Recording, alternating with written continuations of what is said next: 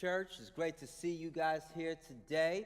I am Stephen Francis, the campus pastor for the Poughkeepsie campus. Excited to be with you for week 3 of our series, Thrones, Who's on the Throne of Your Heart. Now, before we can start or do anything, we really need to address the Lego in the room.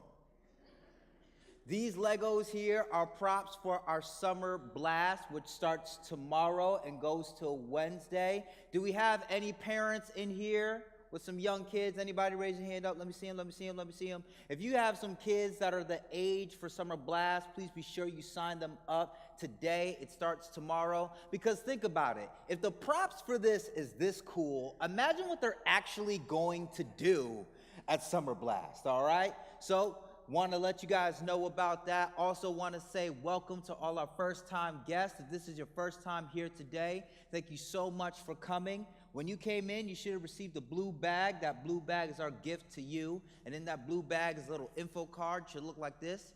Fill this info card out, and you'll get some instructions later on what to do with that so you can receive an additional gift. And if you're someone in here where you've been attending Valley for a while, but you have some questions or concerns, you can fill this card out as well. It should be somewhere by your seats, and you can get some answers to those questions later on. All right? Guys, we are in week 3 of our series, Thrones, Who's on the Throne of Your Heart? And this is a series based on the book of Judges. So far, last week we talked about Judges chapter 3, which was Ehud. I'm getting a little bit of feedback here. Can we load that? So, last week was Judges chapter 3, which talked about Ehud and how we can have a life that is better than we pictured. And this week, we're going to be focusing on what happens in Judges 4 and Judges 5. Before we get into that, though, I want to talk to you guys a little bit. Something that you should know about me is that I am a huge fan of movies. Big fan. I actually used to want to be an actor before I became a pastor. And somebody asked me the question the other day, when it comes to movies, what's my favorite part? What do I look for? Is it the plot because I need to have a great storyline? Is it the actors that play the characters because you need to have people that are convincing? Is it maybe the visuals because you need to be captivated and engaged with what's happening on the screen? My answer to that was actually none of those things. My answer to that was the music. Because music not only helps a movie become more dramatic or more comedic at parts, but also you can hear a song from a movie and always connect it to the scene that you saw it from. So, with that in mind, I want to show you guys an opening to a movie. One that I believe to be one of the best openings to a movie ever. But we're going to watch it without any music. So let's go ahead, let's check that together.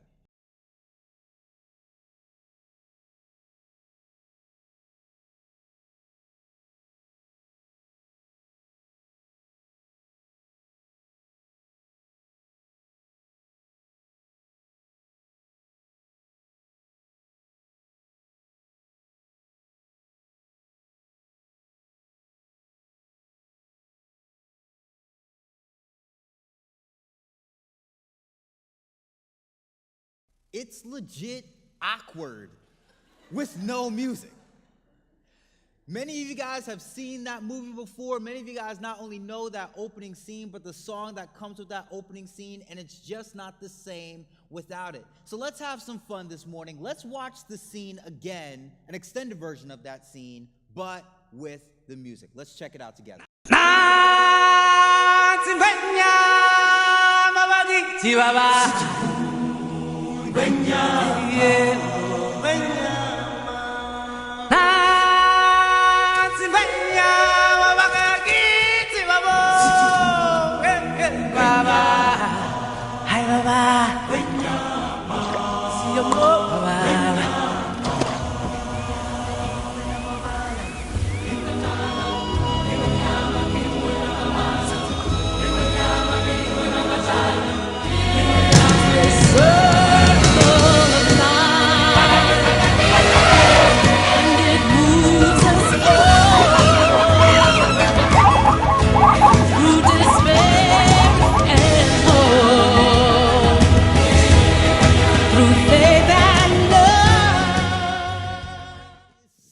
An awesome scene with the music.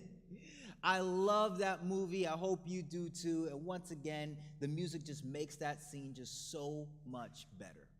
Now, a lot of you guys may be wondering, what does any of this have to do with today's message? Today's message, we're going to be focusing on Judges 4 and Judges 5, like I said. And Judges 4 tells an incredible story, one that I believe to be a movie-worthy tale. And Judges 5 is actually a song inspired by what happened in Judges chapter 4, so that when people heard it, they always remembered that great story and also the people that were involved in that story. Now, most of us in here, we're probably not going to have a song inspired by how great our lives were. But many of us want to be sure that when people hear our story, when people hear about our reputation, it's something worth being remembered. So with that, how do we make sure that we're people that people, when they see us, want to imitate? And how do we make sure that we're not people that people want to pass on? That's why I'm calling today's message, Pass or Play. Our story, once again, comes from Judges chapter 4, and there's a lot of characters here in Judges chapter 4. So to help us keep up with what's going on, and since I've already been talking about movies, we're going to use some popular actors to play the characters we see in Judges chapter 4. Judges chapter 4 begins saying that Ehud, the left-handed rescuer in Judges chapter 3, has died. And now a new evil king has come to take over the place of Israel. This king is named Jabin. And we're going to have Jabin played by actor Anthony Hopkins. King Jabin is an evil king, but he also has an evil war general that assists him. And his name is Sisera, who we'll have played by Dwayne "The Rock" Johnson. Sisera is known for being an evil king, not just for the way that he tortures the people that he has captured, but also he is known for having an army of over 900 chariots. The people of Israel didn't have any chariots, so Sisera seemed like an unstoppable force. They call out for God to again send them a rescuer, and God sends them a woman named Deborah, who will have played by one of the best actresses of all time, Meryl Streep. Deborah is a prophetess, she is a counselor, but she's not a warrior. So she recruits a warrior with a man named Barak, who will have played by Chris the Thor Hemsworth.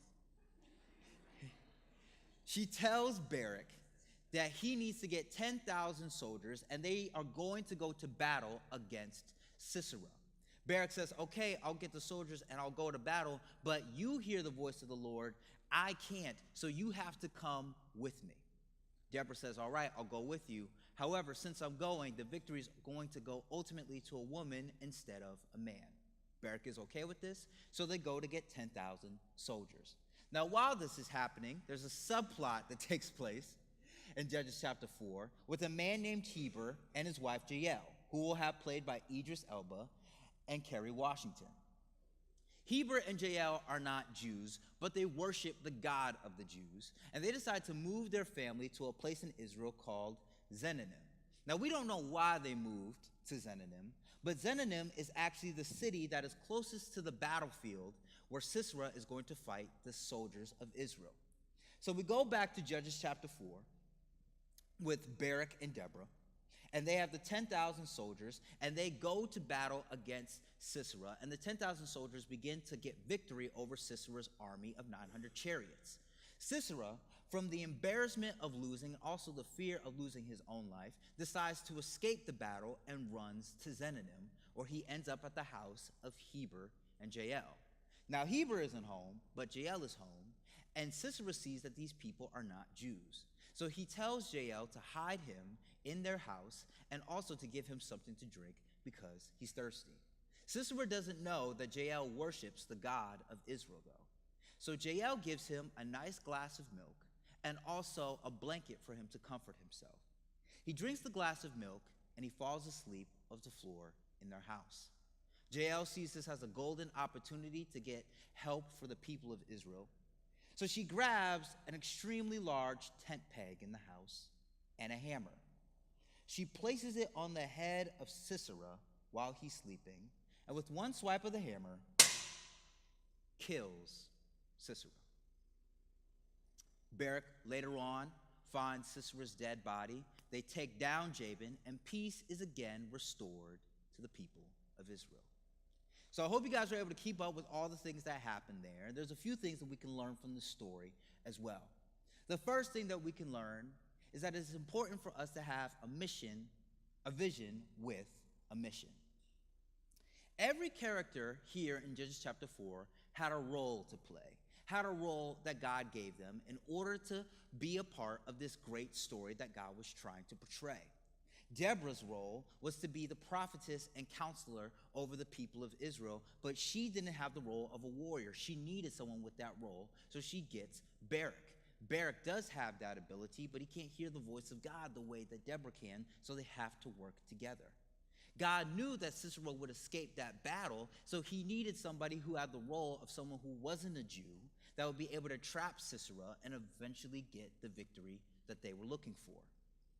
The same way those characters had roles to play, each and every one of us have a role to play in the story that God is trying to play now.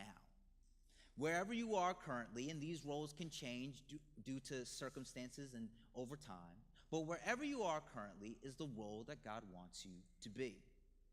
You may be married, that is your role. You may be single right now, that's your role. You may be employed, that's your role. And if you're if you're a full-time student, that is your role as well.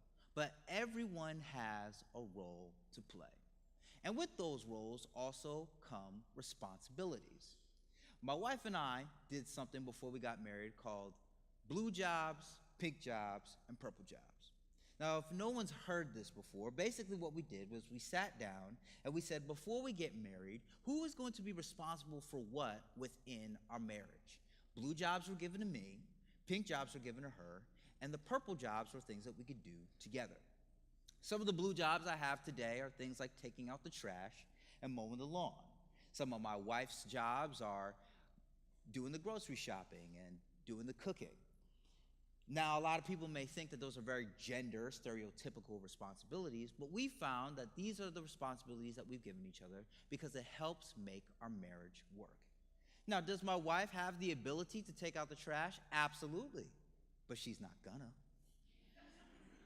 She doesn't like trash. She would never take out the trash if that was her responsibility. She also has the ability to mow the lawn, but she's not gonna mow the lawn because she has extremely bad allergies. My wife sneezes and coughs just looking out the window in the morning when we wake up.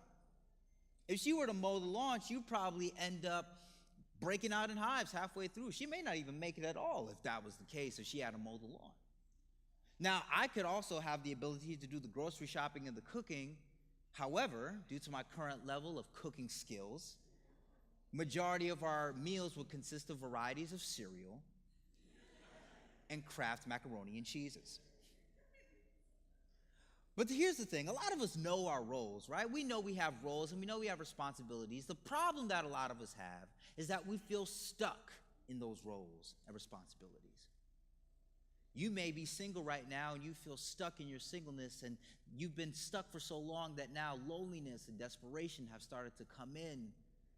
And now, anytime you get the chance of being in a relationship, you keep doing married things with someone you're not actually married to. You may be someone in here where you've been married, but you feel stuck in your marriage, and because of that, now you wish you were married to somebody else. Maybe you wish you weren't married at all, and because of that, now you do the bare minimum in your marriage, and sometimes you even look at things and people in ways that you didn't used to and know that you shouldn't. You may be someone in here that feels stuck positionally, maybe with your job or your living situation, and because of that, bitterness and resentfulness has come into your heart, and now you just seem to be a Debbie Downer about things and are never optimistic about what God could actually do in your life. The thing is, a lot of us have the roles and a lot of us have the responsibilities, but what many of us lack is a vision for those roles and responsibilities. A vision, according to Andy Stanley, is a clear mental picture of what could be, fueled by the conviction that it should be. This is what we see in Judges chapter 4. Deborah had a vision from God for the people of Israel to be free. And the vision wasn't enough. She needed to have a mission as well. And that's where Barak comes in, the soldiers come in, Jael comes in. So we need to be people that have that as well, a vision, but also a mission, a strategy, a plan for where it is that we want to be, and a plan to actually get to where we're going. Now, many of us, because we don't have this vision or we don't have this mission for the vision, once again, we feel stuck and we begin to want to pass on those roles. Here's the thing, our roles don't go anywhere. So instead of us passing on those roles, we just become more passive in them. Which brings me now to my second point, that it is better to be a contributor than a consumer. In Judges chapter 5, Deborah makes a song celebrating everything that God did in Judges chapter 4. She gives praise to God for the way that he was able to orchestrate this great event so people could be free. And she also gives thanks to all the people that played their roles in order for them to have freedom. She gives thanks to Barak for the way that he got the soldiers and went to war. She gives thanks to the soldiers, saying that they are princes for the way they fought so valiantly. She even gives praise to Jael, calls Jael the most blessed among women for the way she killed Sisera with a tent peg. Which is interesting to me, because when I hear somebody kill somebody else with a tent peg, I personally think they're crazy. However, I didn't write this song, so Deborah can say whatever she wants about Jael. Now, she says all of this, and she's giving this thanks and praise, but then she stops in the middle of her song to call out some people that had a role but didn't play their role. And it starts here, Judges chapter 5, verse 17. Gilead remained east of the Jordan. And why did Dan stay home? Asher sat unmoved at the seashore, remaining in his harbors. Let the people of Meroz be cursed, said the angel of the Lord. Let them be utterly cursed, because they did not come to help the Lord. Now that's some really strong language from Deborah. Truth be told, we've actually seen this anger before in Genesis chapter 3. Now, for anybody that doesn't know what happened in Genesis chapter 3, allow me to give you the quick 2016 summary of what happened. God creates the heaven and the earth, and he makes a man and a woman named Adam and Eve, and he places them in a place called the Garden of Eden, filled with a bunch of wonderful fruits and animals and other things. And he tells Adam and Eve, he literally comes to earth and he tells Adam and Eve, Adam, listen, you're in charge. You need to be sure everything here goes well. But guys, listen, I want you to have fun here. Do what you want. Have a blast. You can ride the animals, pet them if you want to. They don't bite at all. Have a blast. But listen, there is a tree over there called the knowledge of good and evil. Do me a favor. Don't eat of that tree. Otherwise, you die. But that's it. I'm out. So God goes back to heaven. And Adam and Eve do what God says. They're living the dream. They're having fun, having a blast. And then one day a serpent comes up to Eve. He says, yo, Eve, what up? Yo, listen, there's a tree over there with some mad good fruit, but I heard you're not supposed to touch or eat of it, and that's whack. Eve tells the serpent, chill, bruh. Talk to God. He said we're not supposed to eat of that fruit of that tree, otherwise we die. I trust the guy. He seems really cool. I don't want any problems with him. The serpent replies back to Eve, listen, God doesn't know what he's talking about. Matter of fact, God's a hater. He just doesn't want you to be as cool as he is. I think you should eat that fruit. Besides, girl, you only live once. YOLO, I'm out. So the serpent goes away again. And Eve's like, all right, true, he's got a point. Let me see what's up with this fruit. She looks at this fruit, and she decides to take a piece of the fruit of the knowledge of good and evil, and she eats it. And then she gives a piece to her husband, Adam, who eats the fruit as well. After they eat the fruit, God comes back to earth, and he goes to Adam and Eve, and he starts yelling at Adam, saying all of this was his fault. That used to trip me out when I was a kid, because in my mind, I was like, listen, the serpent tempted Eve. Eve was the one that picked the fruit. Eve also was the one that gave the fruit to Adam, and Adam, being the good husband that he was, ate what his wife gave him. So why is God so mad at Adam then? When you go back to Genesis chapter 3 and you read it in the original Hebrew, you see that Adam was actually standing next to Eve the entire time she was tempted. And even when she took the fruit and ate it, he stood there and watched her do it and didn't say a word. You know, before you could ever say there was the sin of doing something wrong, there was the failure to do anything, period. And the worst part about you not doing anything, especially in the roles that God has given you, it still doesn't change the fact that people can get hurt because of the decision you made to be passive. God was upset with Adam because he had a role and a responsibility to cover his wife and to take care of the things in the garden, and he was passive towards it. And because of that, pain and suffering has been happening to this day because of his decision. The same anger that God had with Adam is the same anger we see here in Judges 5:17 and 23. Because these men were called to have a role and responsibility to fight with the people of Israel, but instead they decided to sit at home and let other people fight, let other people lose their lives for the thing that God called them to do. God has a mission for each and every person in here that's a believer. It's called the Great Commission. And that mission is that we are supposed to go and make disciples of all nations, to share the message of Jesus Christ, to live a life that is a bright light in a dark place. And the biggest temptation we have is not necessarily to go out and to go do a bunch of crimes, to have sex with a bunch of people, and to smoke drugs. That's not our biggest temptation for a lot of us in here. The biggest temptation that we have from the enemy is to do nothing.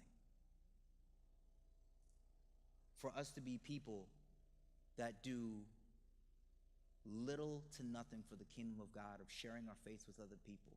And you know what? You know what I believe the enemy wants more than anything, and I think this is the most dangerous place for us as Christians to be? It's to be people that only attend church. To make us think that we've done enough for ourselves to make ourselves good Christians, but at the same time, do nothing that God has actually called us to do. When we start to actually invite people to church, when we start to make changes in our homes and in our families because of the word of God that we hear in our lives, when we start to be involved and serve and give opportunities for other people to come and feel welcome, that is when we are living the mission that God has called us to live. But otherwise, we're just being people that are passive, the same way these men were in Judges chapter 5. This is why we need to do the third thing, and that's to avoid self-deception. The definition of self-deception is when we tell ourselves a lie that validates and excuses our mindset. And I believe a lot of us have come across someone before that had an excuse or a reason for why they did something or didn't do something, and it blew our minds how convinced they were that what they were doing was right when in reality it was wrong. You know, actually the best people that get to see this each and every day are parents. Do we have any parents in here? Once again, raise your hand if you're a parent. Do we have any parents in here that are willing to raise their hand and say, sometimes my kid has some crazy excuses for why they don't do the things that they're supposed to do? Anybody in here? Thank you. Thank you for your honesty. Guys, I'll be honest, I was one of those kids. One particular story comes to mind.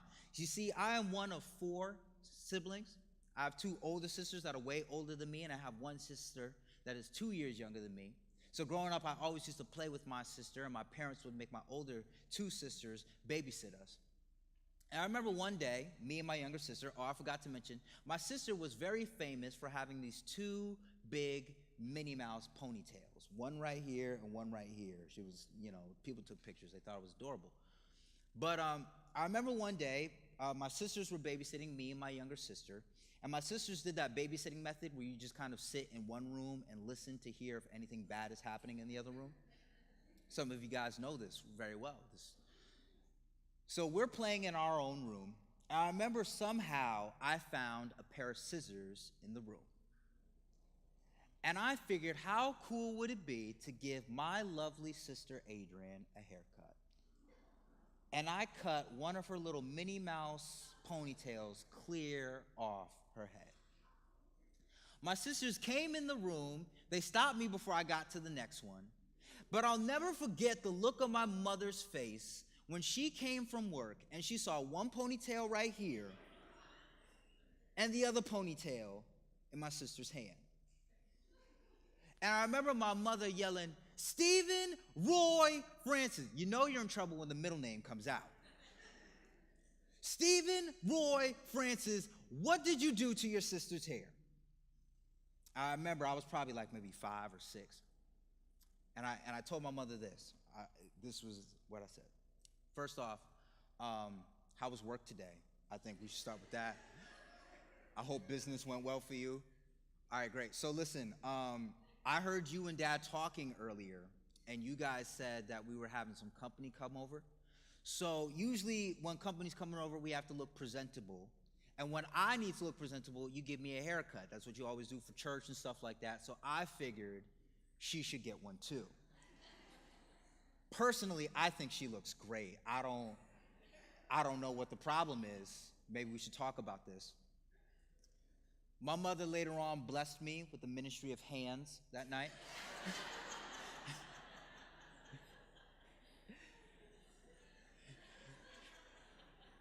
And that day, I learned 2 valuable lessons. 2 things that have stuck with me forever. First thing, never touch my sister's hair or a sister's hair, if you understand what I'm saying.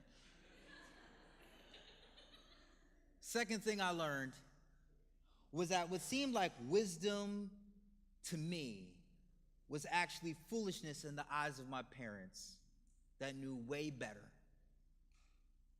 And the same way I tried to convince my parents that what I did was the right thing, it's the same way a lot of us tried to convince God of the things that we do being the right thing. So many people each and every day. God, you know, I would walk in purity. I know I should probably stop watching that stuff online, but God, it's 2016 and I'm only human, so what do you expect me to do?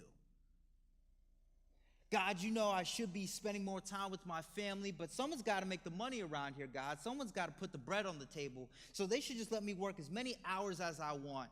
And when I come home, they should see that I'm tired and just leave me be. They should adjust to my schedule, God. I shouldn't have to adjust to their needs.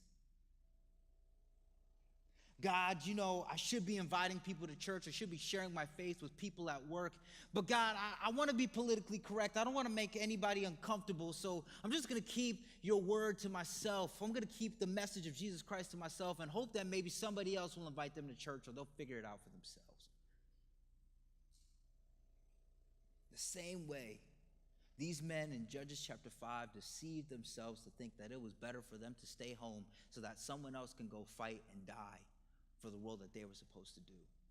It's the same way that many of us self-deceive ourselves into thinking that the certain sins that we do each and every day are completely fine. Some would say even necessary. But how do we make sure that we're not those people? How do we make sure that we live a life that is full with what God has promised us, living the way that he's called us to live? The first way that we do that is we let God be the director of our lives. This series is called Thrones, Who's on the Throne of Your Heart? But instead of a throne, I want you to picture a director's chair. A director in that seat is trying to create an incredible story, one so great that when people see it, they want that story for their own lives. That's what God is trying to be for each and every one of us in here. But instead of letting God be the director of our lives, what we settle for is us trying to be that director. And we don't have the same abilities as God. We have so much limitations in what we can see and what we can do. And our lives end up just falling so short compared to what God is able to actually do for us. So we need to let God be that director. We need to let God give us those roles and responsibilities. And we also need to let God give us a vision. God, where do you want me to do with these roles? What's the direction that you want me to take? And not only do we get that vision, but we need to also create a mission that complements that vision. God gives us that vision, but many times the mission is something that we need to, by his grace, come up with ourselves. And there's people in here that have visions for a lot of their things, for their marriage, for their jobs, for their living situations. I know I have a vision for me and my wife that we'll always have a fun, adventurous marriage together. So because of that, we have a mission. We have a plan to always try to do fun and unique things. The other day we went ziplining, and we're going to go kayaking soon. which is very ironic because I am scared of heights and also cannot swim. So I don't know why. I don't know why I'm doing either of those things. But it's part of the mission of us having that vision of a happy, healthy marriage together. You may have a vision for your marriage, and you may have different things that you want to do to make that marriage work. You may have an idea for someone who's single in here, for you finding a relationship, of, meeting new people, of getting in shape, smelling nice, doing whatever it is you have to do so you're attractive to people that are around you. You may have a vision for where you want to be with a career. So because of that, you develop a mission of getting education, of getting mentorship, of being an intern somewhere, but doing what it takes so that when you have that opportunity, you can take it. But you have to have that mission that complements the vision. And the third thing that we need to have is that we need to enjoy the journey. What I love about Judges chapter 5 is Judges chapter 5 is a song celebrating everything that God has done. They stopped to say thank you for where God has brought them from. I think that's a practice that each and every one of us should also have in our own lives. We can get so busy, we can get so caught up in trying to attain the next thing and get into the next level that we forget to even be thankful for the places that God has brought us from so we could be here today. Dr. Greg said it one time, a lot of the things that we're so uncontent with, the things that we complain about and struggle with, used to be the things that we prayed for once upon a time. It used to be the job that we prayed for, the relationship that we prayed for. And I think when we have that attitude of gratitude for where God has brought us from and an expectation of where he can take us, we put ourselves in a better place. We may not always have the outcome that we want, but we can always affect the outlook. When we have a life that says thank you to God and a positive attitude of where he can bring us next. So with all that said, I want to conclude by asking you guys this question. Once again, when people hear your story, how do you want to be remembered? What do you want people to say about your reputation? If we trust our lives in God and we follow his vision and mission, we can have lives that when people see it, they say, I want to be that person. I want to play that character. I want to have that role. But when we don't, many times we get ourselves in a lot of mishap, which causes for a lot of people that when they see us, they say, you know what, I want to pass on that. I don't want to be that person. I don't want to have that life. My prayer for each and every one of you guys today is that you play the role that God has given you, that you follow the vision and the mission that he is trying to provide for you, and that when people do see your life, they see something that they want to be for themselves as well. Let me pray for you. God, I'm so thankful for each and everything you've done in the lives of these wonderful people. God, we give ourselves to you, knowing, Father, that you can do way more than we could ever ask or think for ourselves. And we ask, Jesus, that you be the director of our lives. Show us the roles you want us to play. Show us the vision that you have for those roles. And help us to accomplish the great things that you have for each and every one of us, so that when people see us, they see that Jesus is Lord. Father, once again, we are so grateful for what you've done for us. Help us to enjoy the journey and trust in you along the way. There will always be ebbs and flows, but we know that you will never leave us nor forsake us. So receive all glory and honor and praise now today. In Jesus' mighty name.